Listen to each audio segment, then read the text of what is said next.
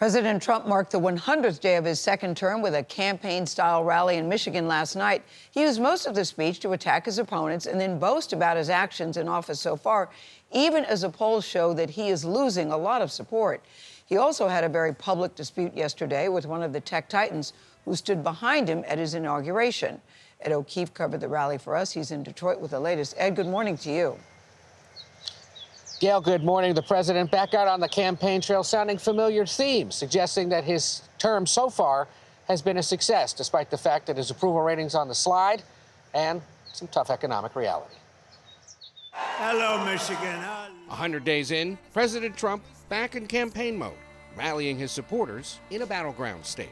In 100 days, we have delivered the most profound change in Washington in nearly 100 years. Recent CBS News polling shows immigration remains among the issues the president scores best on, so it's no surprise he talked it up. You finally have a president who is defending our borders and our nation.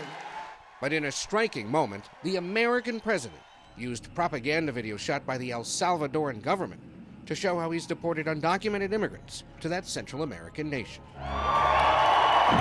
President's milestone day came as consumer confidence plunged again in April amid concerns about his planned tariffs. But Trump came to Michigan with relief for automakers.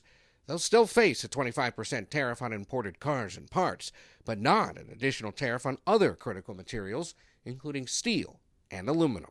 And in an interview, he defended his decision to impose 145% tariffs on China. They were making from us $1 trillion a year. They were ripping us off like nobody's ever ripped us off. The president argues his policies will end up benefiting auto workers like Scott Duty and Tabitha Noble, who were furloughed just before Trump took office. Right now, they're feeling the pinch.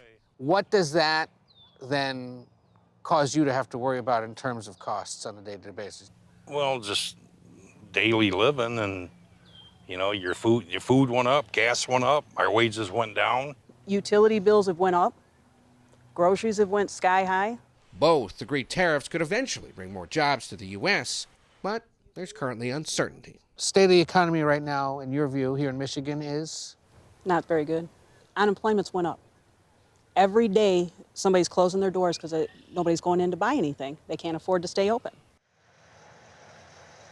Even with consumer confidence levels dropping to its lowest level in 5 years since the beginning of the pandemic, the president pushed back in that interview over the idea that the economy is in tough shape. He admitted there could be a transition period, would be a transition period, but said everything is, quote, headed in the right direction.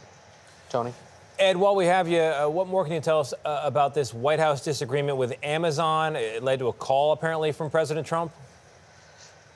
Yeah, it all started with a report that Amazon was going to start publishing on its site the cost of things and what exactly was costing you because of the tariffs. And that, of course, caused the White House to get quite upset. They called it a hostile and political act. Amazon later claimed this was only an idea for its Amazon Haul site for the lower cost items and that it was never actually implemented. Before coming here to Michigan, the president said he gave Jeff Bezos a call and that they were able to quickly sort out the issue. Critics suggest that this is yet another example of corporate leaders bending to the president's will. Tony? All right, Ed, thank you very much. Appreciate it.